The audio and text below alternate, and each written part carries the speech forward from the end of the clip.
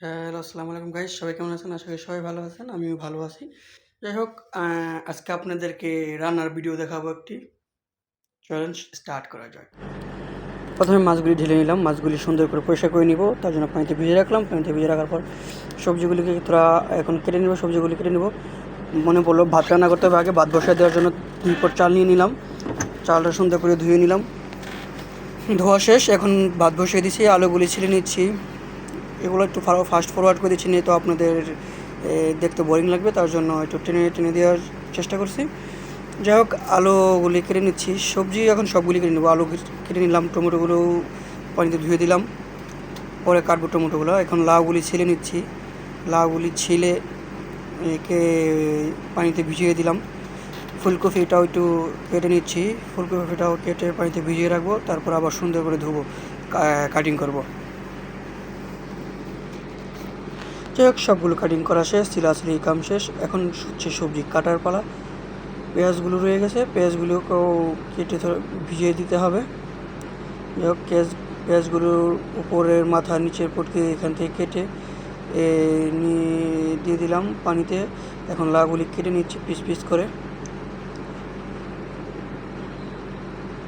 আপনারা চাইলে আমার মতো করে ট্রাই করতে পারেন রান্না। আলহামদুলিল্লাহ, রান্না খুব ভালো এবং টেস্ট হয়েছে।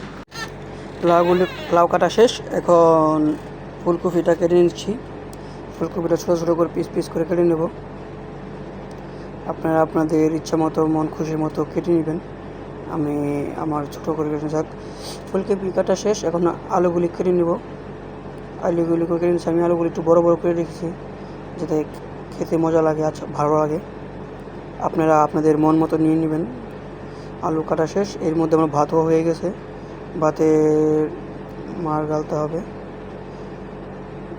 যাই হোক, ভাতের ছেড়ে দিলাম। পেঁয়াজগুলি কেটে দিচ্ছি।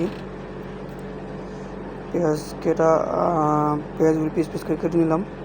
এখন টমেটোগুলো কেটে নেব। টমেটোগুলো একদম ছোটো ছোটো করতেছি, কারণ আমি টমেটোগুলো একদম গলিয়ে ফেলবো পেঁয়াজের সাথে। তার জন্য টমেটোগুলো একদম ছোটো ছোটো করে পিস করে নিয়েছি। মরিচ একটু বেশি করে নিলাম, যেহেতু মরিচ আমি একটু বেশি খাই। আপনারা আপনাদের মন মতো নিয়ে নেবেন। আমি মরিচগুলো একটু বেশি করে নিয়ে নিয়েছি।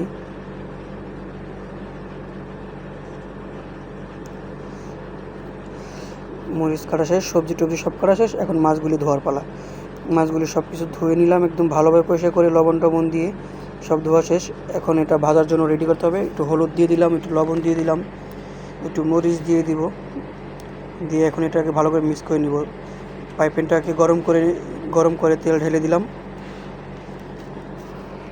ফ্রাই প্যানটাকে তেলগুলো ভালোভাবে গরম করতে হবে, যাতে মাছ লেগে না যায়, নিয়ে তো মাছ ভেঙে যাবে। সুন্দর করে তেল গরম করে নেওয়ার পরে মাছগুলো ঠিক করে ছেড়ে দিলাম।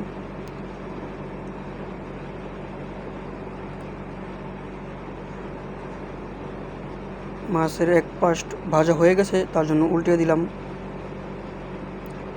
আপনারা আপনাদের মন মতো করে ভেজে নেবেন, যার যতটুকু প্রয়োজন। যাক, মাছ ভাজা শেষ করার পরে আমি মাছের তেল দিয়েই রান্না করে ফেলবো, না তো তেলটা নষ্ট হয়ে যাবে। তেলটা ঢেলে দিলাম। তেলটার সময় একটু কম লাগতেছে, তার জন্য আরও অল্প একটু তেল দিয়ে দিলাম। পেঁয়াজ দিয়ে দিলাম। পেঁয়াজগুলিকে একদম গলিয়ে ফেলবো। যাই হোক, পেঁয়াজগুলি যেন তাড়াতাড়ি গলে যায়, তার জন্য আমি একটু লবণ দিয়ে দিব। তার জন্য পরিমাণ মতো লবণ দিয়ে দিলাম। আপনারা চাইলে একবারই লবণ দিতে পারেন তরকারির জন্য। আমি কিছুটা অল্প একটু দিয়েছি, যেহেতু পরে আবার একটু দিব। টমেটোও দিয়ে দিয়েছি। টমেটোটা গলিয়ে নিয়েছি একদম।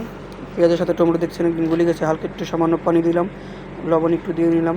এখন দিয়ে দেবো কারি পাউডার, মিক্স মশলা যেটাকে বলে। আদা রসুন পেঁয়াজ সব কিছু এর ভিতরে মিক্স আছে। একটু হলুদের গুঁড়া, একটু মরিচের গুঁড়া দিয়ে এখন একটু ভালোভাবে মিক্স করে নিলাম। এটা একটু ভালোভাবে সিদ্ধ করে বয়েল করে নিব, যাতে কোনো রকমের গন্ধ না থাকে। কষিয়ে নেওয়া যেটাকে বলে, আমরা কষিয়ে নেওয়ার পরে সবজিগুলি ঢেলে দিব। সবজিগুলি ঢেলে দেওয়ার পর এটাকে একটু উল্টা পাল্টা করে দিব, যাতে মশলাটা এটার সাথে লেগে থাকে। কতক্ষণ দিয়ে এভাবে রাখা দেওয়ার পর আবার করার পর আবার কতক্ষণ নাড়াচাড়া দিতে হবে। এটা একটু কষাইতেছি সবজিটা, যাতে ভালোভাবে মশলাটা এর ভিতরে ঢুকে এবং সিদ্ধ হয়। এবার কষানোর পর একটু পরিমাণ মতো পানি দিয়ে নিলাম। আমি পানি অবশ্যই এটা টেনে যাবে, অনেকটাই টেনে যাবে, একদমই টেনে যাবে। আমি দিয়ে দিলাম, আঁচটা একটু বাড়িয়ে দিলাম, তাড়াতাড়ি সিদ্ধ হয়ে যাবে। আমার রান্না প্রায় অলরেডি শেষের দিকেই। পানিটা একটু টানাবো, আমি পানিটা টানানোর চেষ্টা করতেছি। আর সবজিটা হালকা একটু কাঁচা কাঁচা দেখা যাচ্ছে। যাক, এর ভিতরে আমি মাছটাও দিয়ে দিচ্ছি একসাথে, যাতে সব কিছু মিক্স হয়ে যায় সুন্দরভাবে, ভালোভাবে মিশে থাকে। এক এক করে মাছ দিয়ে দিচ্ছি।